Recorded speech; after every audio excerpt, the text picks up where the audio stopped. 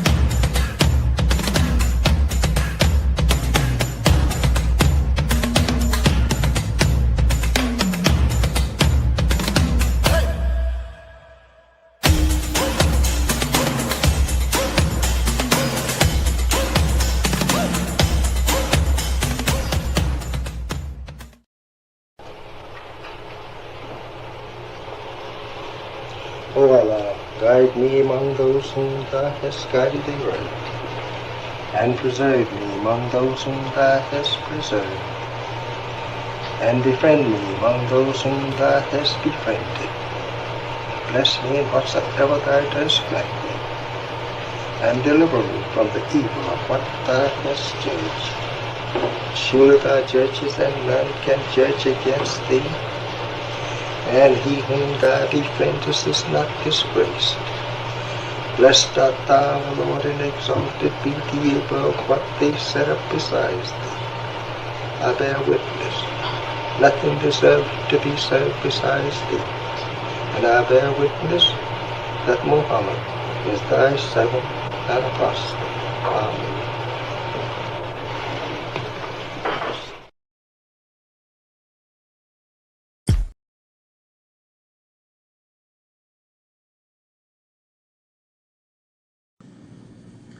The Honorable Elijah Muhammad, who in my judgment is the master historian, taught us that of all our studies, history is the most attractive, and it is best qualified to reward the researcher. History is most attractive. Why should history be most attractive? Because history is the recorded time of the human family in its struggle to overcome obstacles. There is no life that is without struggle. The Holy Quran teaches us that man, meaning man and woman, is made to face difficulties. And after difficulty comes ease. But it is history that guides us through difficulty. For if you know how people who had difficulty yesterday got through, and if your difficulty is somewhat similar, then today we also can get through if we follow the guidance of history. This is why Carter G. Woodson and many of our black giants fought for black people to know our history. Because in not knowing our history, we don't have a guide.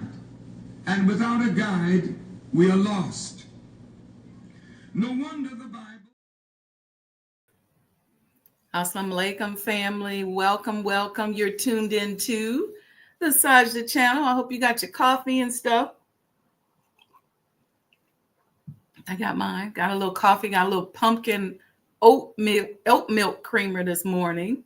Let me know in the chat. I see you, Brother Lamont, Brother ANX 7654, Nubia Latifa, Robert 11X. I see some of y'all being shy, which is okay too. I know it's early.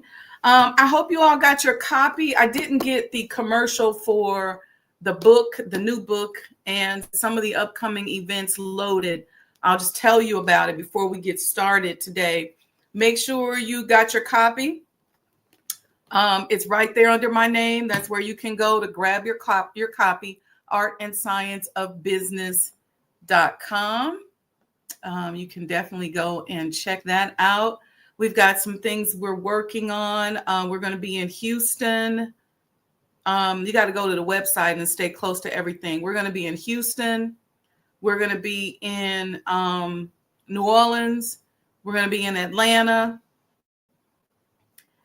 We have an amazing production planned for the Elijah Muhammad House that we are going to be, I'm chomping at the bit to announce. We just got one more thing we want to solidify before we do it, but I'm over the moon with it, and I cannot wait to tell you all about it. So stay close to everything. I've been working. If you are enjoying the book, you enjoy anything, hit that super chat button. I know it's a lot going on, and I don't want this book to be more noise in your world. This book is a supplement. This is going to help you with so much.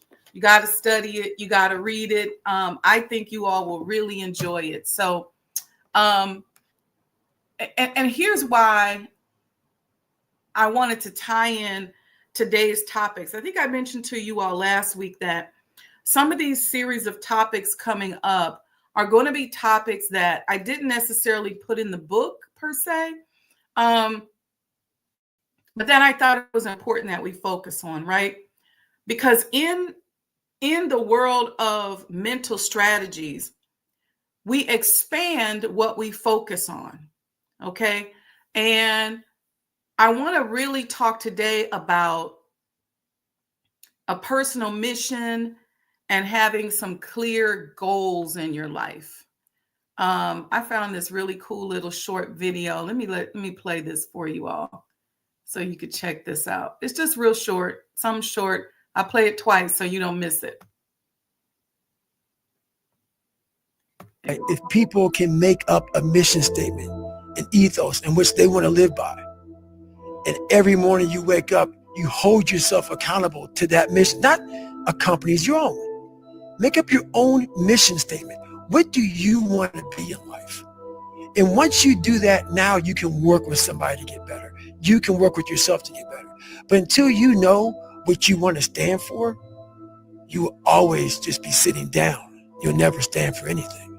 If people can make up a mission statement, an ethos in which they want to live by, and every morning you wake up, you hold yourself accountable to that mission, not a company's, your own. Make up your own mission statement. What do you want to be in life? And once you do that, now you can work with somebody to get better. You can work with yourself to get better. But until you know what you want to stand for, you will always just be sitting down. You'll never stand for anything. If people... I was on YouTube University the other day and that popped up. And so this morning I was like, wait, where is it? So right while I was waiting to go live, good morning, Mom, I see you there. I decided to put that on and I was like, yeah, that is so, it's just important, right? So get your copy. You can see the cover of the book is right here. Where you log in is right here to grab the book.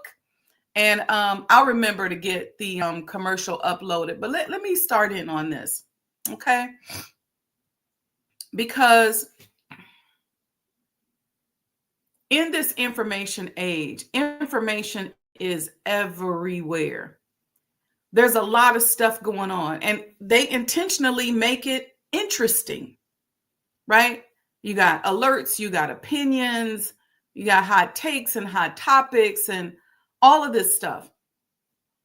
And so the question becomes, how do we avoid just being in the weeds? how do we avoid a lack of growth with so much information around us? So many movies, so many podcasts, so much information. Go back to the principle, and we talked about this for many years. Dr. Wayne Dyer made popular, what we focus on expands. And so what are you focusing on? How do you wake up every morning? I have a way in which I wake up every morning. I have something I focus on every morning. I have mission that I got on my mind in the morning. And so if you continue down that road, what's going to happen? Pretty soon your mission's going to pop. This is basic psychology. Okay? Your mission statement is like your North Star. Okay? It says, this is who I am. This is what I'm building. Okay? I study Psychology Today a lot. And there's an article from Psychology Today that talks about the benefits of having your own personal mission statement. It sharpens your decision making, right? Because even, I know for me, a lot of times people say, did you see so-and-so? Did you hear about this or that? And if it didn't really align with my mission, I'm like, maybe I seen it, but maybe I didn't. I'm not really sure. It helps me focus on in terms of what information I need, what I want to talk about. It helps me to show up authentically because I got my mission in mind. So all this other stuff that you may be on, that you talking about, and this gossip, and we're going from this subject to that subject, I don't even really care because I'm mission driven. And once you become mission driven, think of it like this. Let's say you want to lose 30 pounds. Okay. And you say, well, while I'm on this mission to lose these 30 pounds, I can't be eating any cake, no cookies, no chips. Well, why would you even try to eat the cake, cookie, and chips if you know it's against your goal? It's having that mission. It keeps you calm when chaos is going on because you know where you are focused. It keeps you keep your values aligned under pressure. It's real easy to say, does this serve my mission? All right. So I want you to think about that as we're going through this topic today. Something else and why it's important to have your own mission. It's going to give you direction. See, missions and goals create motion. There's been decades of research on goal setting and the theory of goal setting. And it shows that specific challenging goals, okay, increase your performance. They focus your attention. They energize your effort. It helps you to sustain your persistence. So that way, even if something negative happens, you're going to be consistent and persistent because you are on a mission. You have a goal. Okay? There's neurobehavioral payoff to having a mission. When you do things like you complete certain goals, mission aligned activities, it spikes the dopamine in your brain that then reinforces your progress. So pretty soon, subconsciously, it's just your mission that you're focusing on because you get those dopamine spikes every time you do something that is important. When we were doing the play yesterday, we had rehearsal for this production that we're doing for the Honorable Elijah Muhammad House. I had the most incredible dopamine spike. Okay? It builds momentum. I looked up this study by Herbert Simon, where he said that a wealth of information creates a poverty of attention. Y'all put that in the chat. A wealth of information creates a poverty of attention. In other words, the more data we absorb, the more precious and scarce our attention becomes. Dr. Dyer told us what we focus on, what we give our attention to, it expands. So if you don't budget your attention, then the algorithms will budget it for you. Right? Information overload degrades decision quality. It slows down your choices. It raises your stress level. It blurs the line between the worthwhile and the distracting. And then you just start doing weird stuff. Seriously. You just start doing weird stuff because you start living for that attention when you should be living for your mission.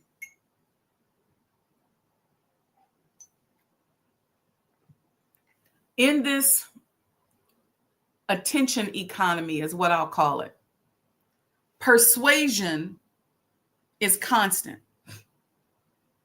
And all my research shows that when your self-concept and values are clearer, you're less likely to comply with random recommendations and social parallels, social pressure, I should say. And I want to say this like this. It is very difficult to work with somebody, for example, if you have a partner or somebody you're connected to that's just all over the place. When you all can sit down and you feel like you're on a mission, and then all of a sudden somebody just calls your partner, calls the person you're working with, and just starts yappity yap, and usually gossiping, and takes y'all off the mission. See, having a mission trains your mind both consciously and subconsciously to say no faster. Okay? Give me a thumbs up in the chat if you know what I'm talking about. Yeah, Sister Nubia, budget your attention. I'm really good at that. If I will give something a certain amount of attention, and then after a while, because we're in an information world, right? And people are going to call you, people are going to stop by, people are going to have a conversation with you. But I'm giving certain things a certain amount of attention. It also helps you to not gossip. Some people just love to gossip, and they're so insecure that they're always comparing themselves to somebody else. Okay? And in comparing themselves to somebody else, they're always looking for ways in which that person is negative, or that person has a downfall. I don't, when you're mission focused, and for me, I have so many things that are within my mission. I don't got time to worry about gossiping about you or anybody else. I'm empathetic, but I don't have time. Now let's talk about gossip. Because, you know, those of you in the Nation of Islam, and those of you who are around us, maybe you don't even know this, that we get put out of the community for gossiping. Yeah, some social sharing, you guys, can inform. But negative gossip, okay, it elevates the stress and anxiety in the community. It erodes proactive behavior and relationships. It harms the well-being of both targets and the participants. And it converts attention into suspicion and fear. It creates distrust. So if you find yourself in a situation where there's a lot of trust issues around you, then you want to be mindful of how much you are either engaging in or entertaining gossip. What does that mean? Even just hearing the gossip, even just watching programs that are gossip driven. You want to be mindful of that, because all that gossip is designed to do is to put somebody else's agenda up front, put somebody down, and likely came from somebody who was already insecure.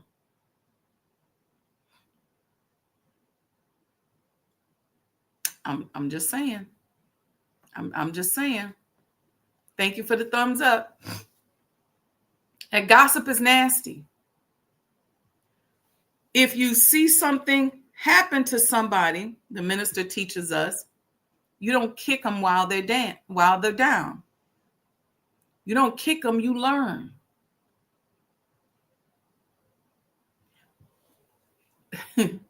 I know people hate when I say this, but some of us are so busy cooning, just always cooning for whether it be attention. Some of us are just attention whores.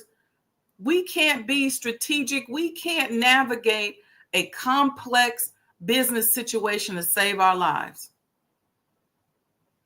And then here's the oxymoron. They parade billionaires and millionaires and all of that in front of us. And then we go, ooh, I want to be like that. But we never stop to think, are they running around gossiping about people? Are they telling you what their plan of action is? Are they over focused on what somebody else is doing? Are they cutting up and showing out, trying to show you? Let me give you an example. I remember when I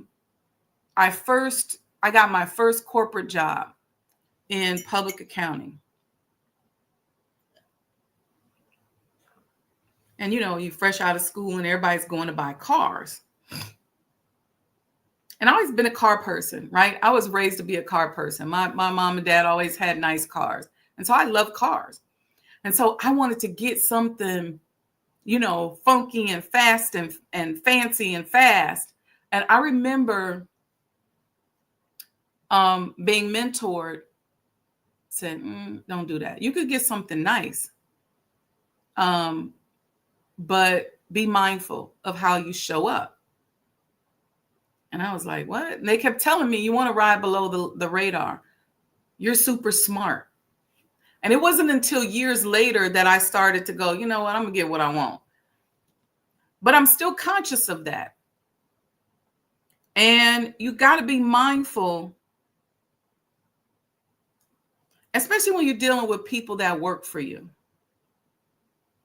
And Black people are interesting, or it's interesting being a Black boss, because you can't look too raggedy or else people will judge you. But you can't be too over the top. It's a fine line. And if you notice, and I want you all to go study, Brother Bedford has a book where he interviewed Black millionaires. You have Dennis Kimbrough, where he interviewed them, and they talk a lot about behaviors and things that you learn. So you want to get to the point where you have a good balance.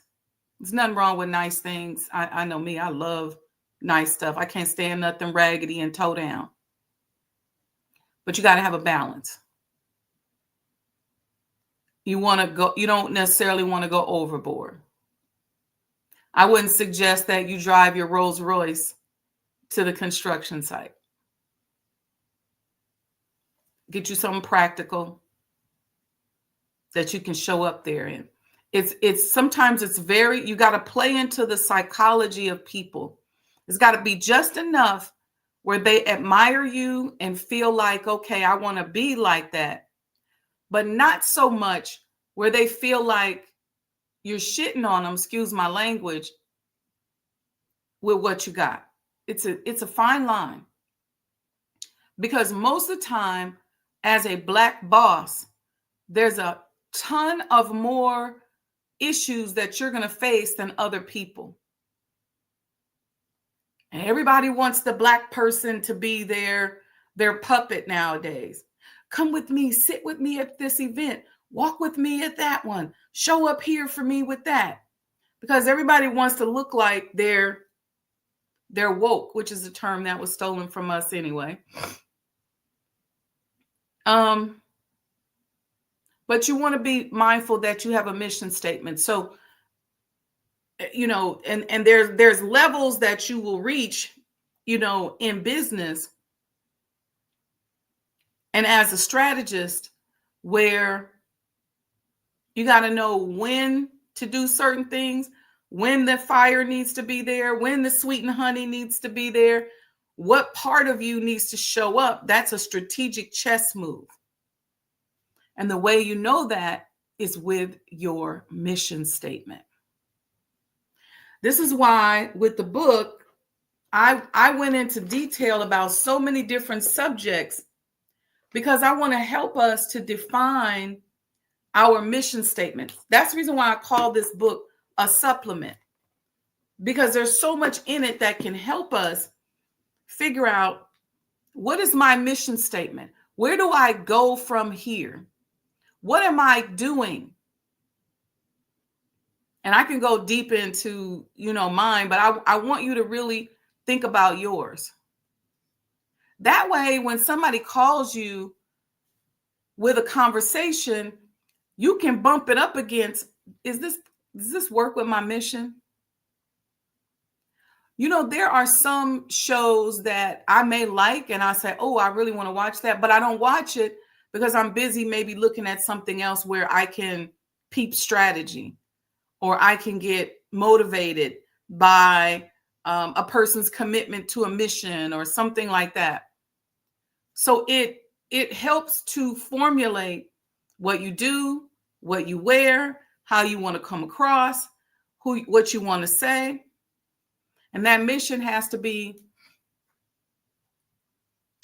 so much a part of your life that most of your conversation is either a part of the mission, benefiting the mission, to help the mission.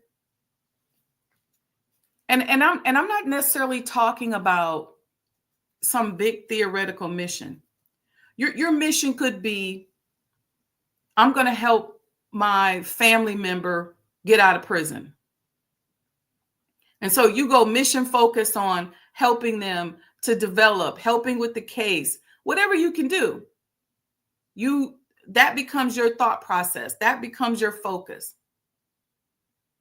It could be something as simple as that. It could be as simple as, I want to get my children to the point where they have at least 2 degrees and a business open. Okay, then that becomes your mission and you start working on that. It could be, I want to make sure that my parents are comfortable in their old age. Okay, that's the mission. So it doesn't have to necessarily be, to teach and train the uncivilized people, because that's a general overarching mission for many of us in the nation, is to teach and train and to be examples. But what's the micro goal? What's the micro mission? Your goal may be, hey, I want to donate $10,000 next year to a mission that's important to me.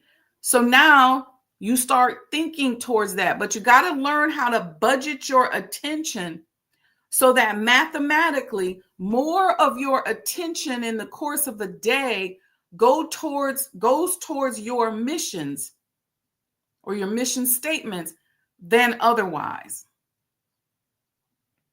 And even if you just say, I'm relaxing today, I'm going to have a spa day, then that spa day, you can say to yourself, okay, I'm doing this because I just need a break. I'm doing this to clear my mind. I'm doing this to prepare. I'm doing it because I need to be in front of the public and I need to look good. I'm doing it because this is my profession, whatever. Point being is, if you have 24 hours of the day, and some of us are sleeping 50% of that, now you only got 12 hours left. Then you may say, okay, 2 hours of that I'm going to spend gossiping. That's a lot of valuable time. That's a lot of time. You may say 3 hours of that I'm getting ready to be arguing with my husband or arguing with my wife. That's a lot of time.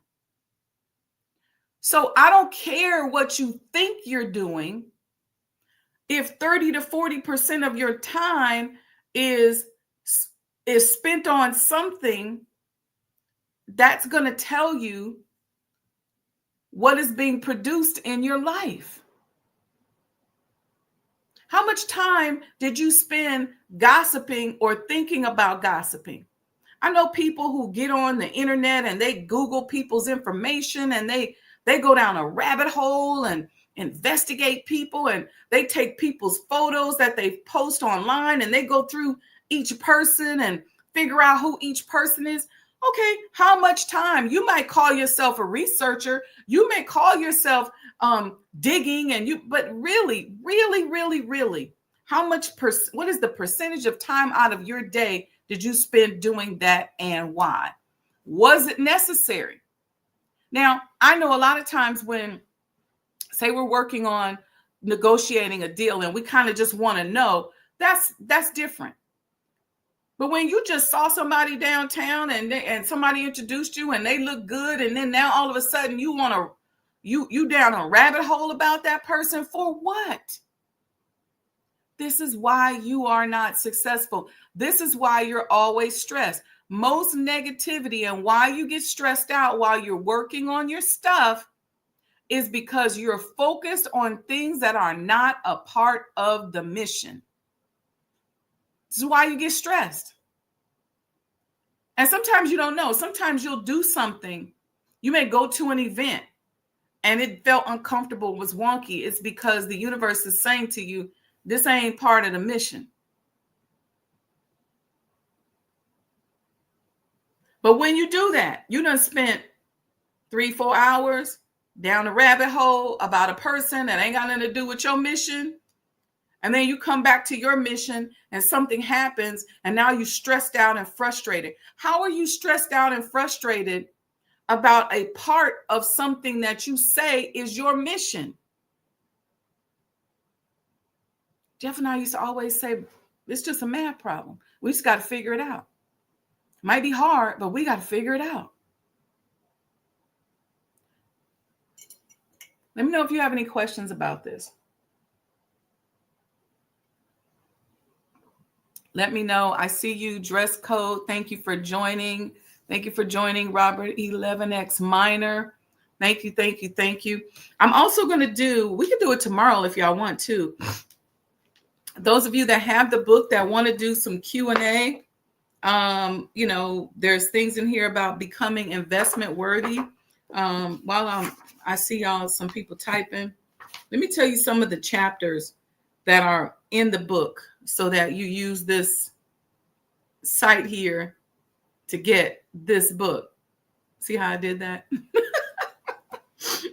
We're talking about antitrust and fair competition, something that's been burning on me. The economics of governance. We go in detail about separation. Mathematical thinking. There's a whole chapter on mathematical thinking, different ways in which to mathematical think, learning when to use different mathematical thinking techniques, taking us out of just, some of us are simpletons. And that's not to insult us, but we've become simpletons because all we do is binary think. This or that, something happens, let me make a rule. I'm scared about everything. That's because we've been reduced to a very simplistic way of thinking. We learn how to think a little bit more mathematically. We can recognize things. We can recognize patterns. We can recognize situations a little bit better. And so everything doesn't scare us.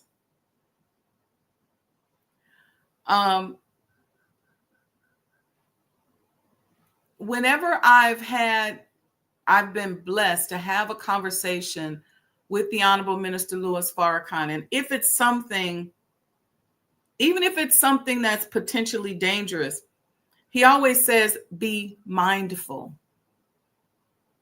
He never comes from a space of fear, like, be careful, be careful. Never from fear. It's always be mindful. That's teaching us to have faith in our mindset and our mental strategies so that we can see the landscape. We can pay attention to the signals and the signs and what's happening around us, as opposed to moving in fear. Because anything that you do that's bigger than you, you're always going to have an enemy. There's always going to be a sense of danger. Even just getting in your car and driving down the street can be dangerous, right? So the thing is to be mindful. Why? mindful so that you can see if somebody changes lanes on you, or you can see if and avoid something that's happening above you. You can be alert. You can be aware. You can be mindful, as opposed to me telling you to be careful. Because if I tell you to be careful, now you might be scared driving down the street. I say, be mindful, because at that gas station down there, I heard that they was robbing people. What vibrationally is different from be careful because they robbing people down there? And which emotion has more power? The emotion of fear or the emotion of mindfulness? Which one? We talked about in the book, we were talking about business and warfare. There's a big chapter on that. Being an industry disruptor, there's a big chapter on that. Unity, big chapter on unity. I love it. Strategic planning and being a strategist, becoming investment worthy, money psychology, crisis management, cultural stewardship, having a liberated mindset, goes back to be mindful.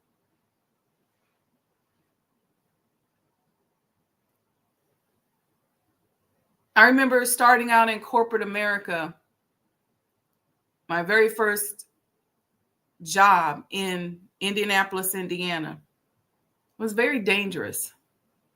And we're going into Klan territory, doing projects. I'm the only Black person.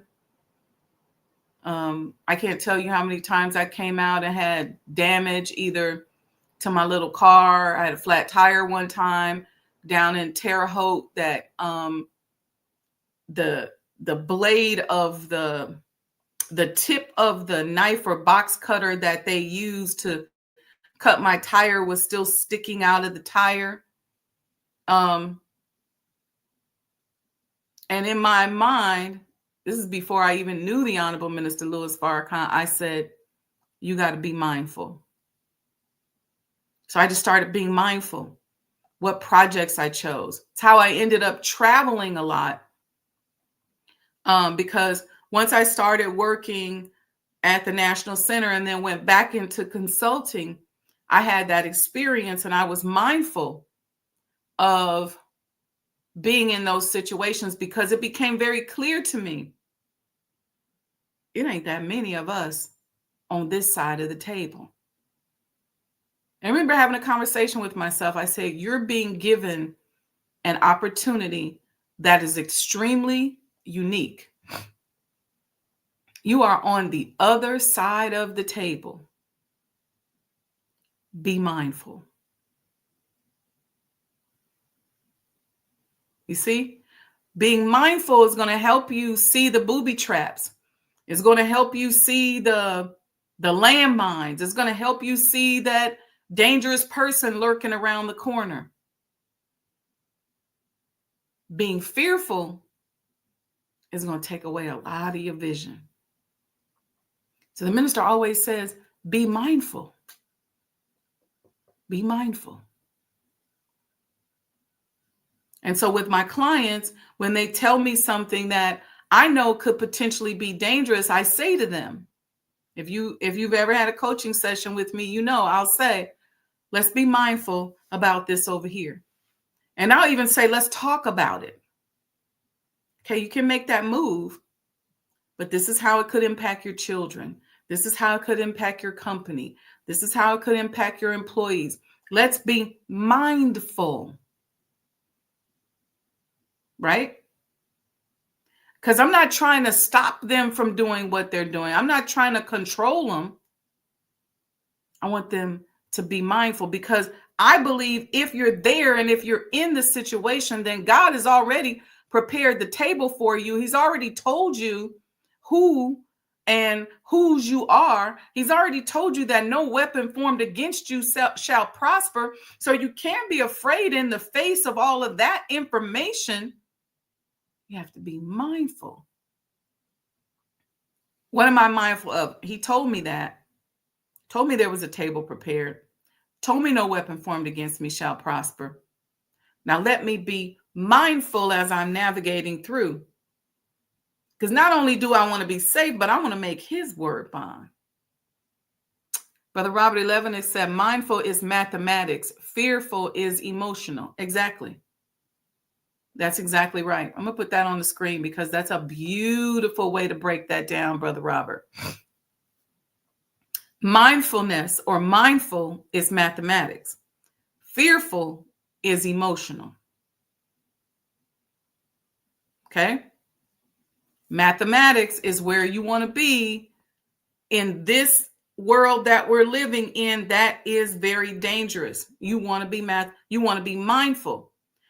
So when you go to the grocery store, you're mindful of an alternative exit. You're mindful of a weird person being in there and somebody looking like they may not belong there, or they may be up to something. If you're fearful and you're walking in on eggshells, you're going to miss a lot. Why are you going to miss a lot? Because you're going to be scared of everything. This is why these situations that they put us in where we are not trusting of one another can be very dangerous. Not only does it erode our relationships, but it also prevents us from seeing what we need to do in order to get what we want. Because even though it may be somebody that you don't trust, they may be able to introduce you to somebody that you need on your mission. Think about that. So being mindful is mathematical thinking, which is one of the chapters here in the book. We also talk about Islamic trade and the spiritual legacy of business. Okay. There's I call it a thought book, not a workbook. There's a thought book at the end where you can go through some of these concepts with a class, with a small entrepreneurial group, with your company. You can do that kind of thing. There's stuff in here about governing your organization. We've talked on this show about how to create a board. One of the things that I've done a lot of work on is corporate governance.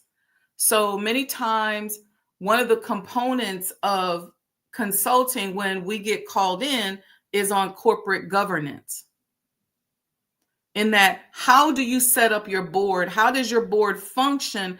And how do you avoid corrupting your board because your structure is off, or the operations don't support the integrity of the board?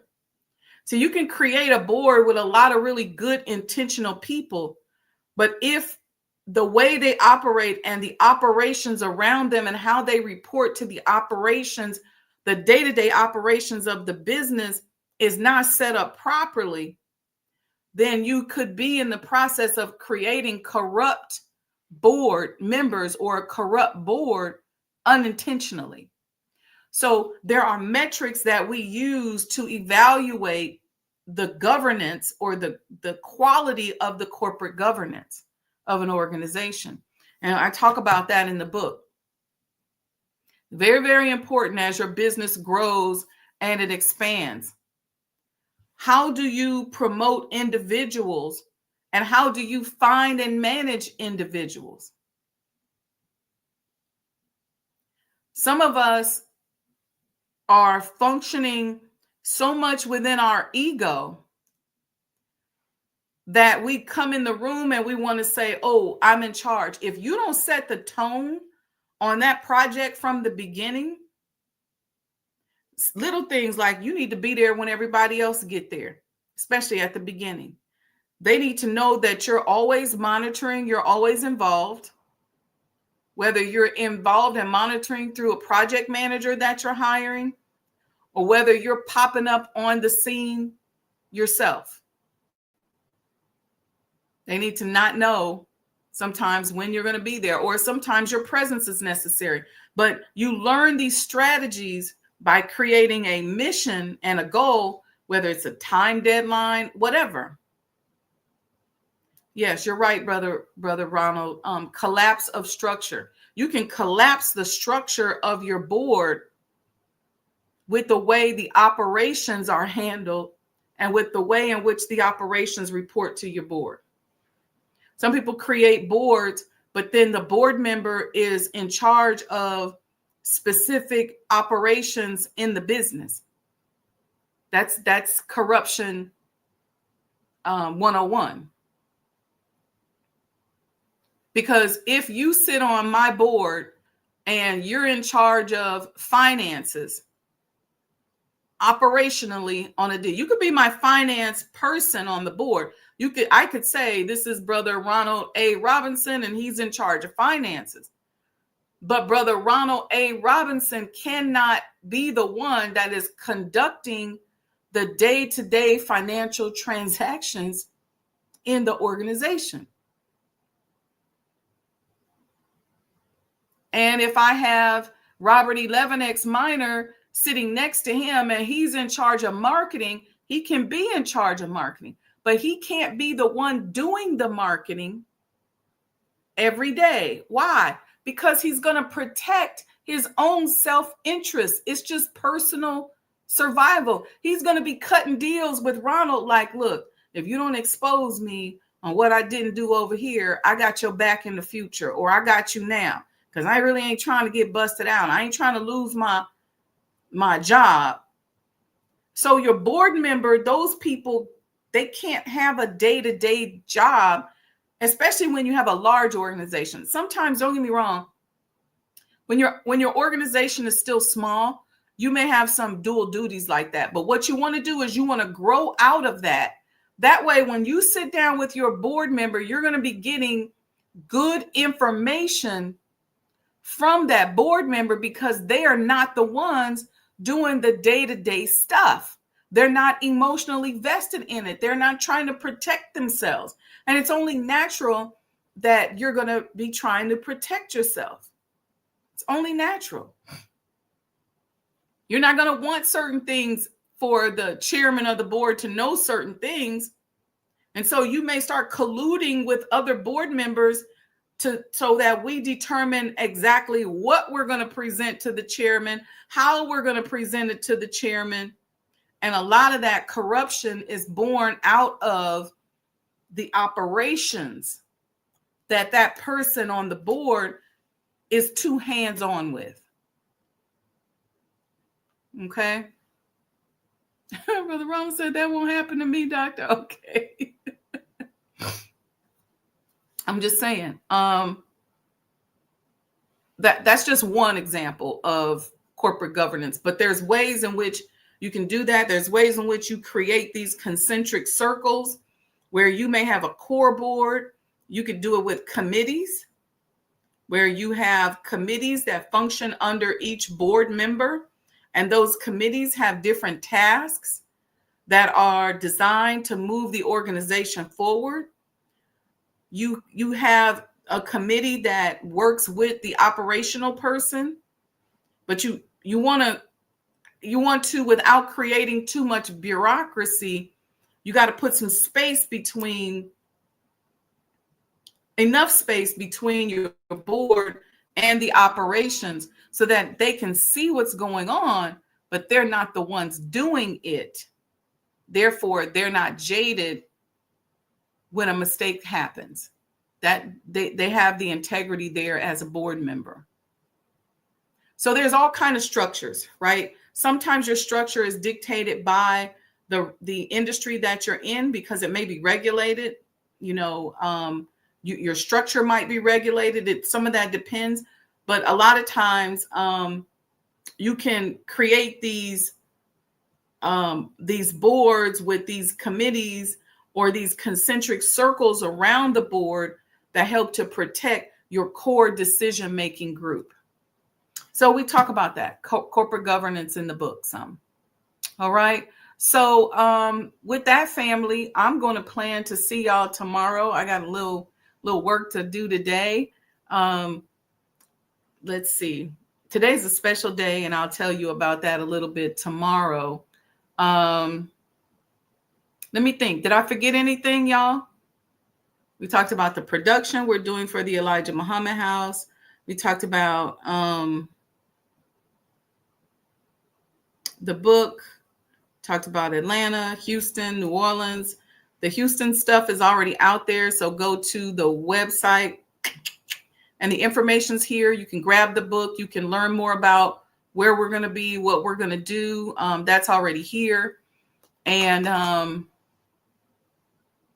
then you can just go, and that's the book cover. Okay. So when you see it, you know, let me get that.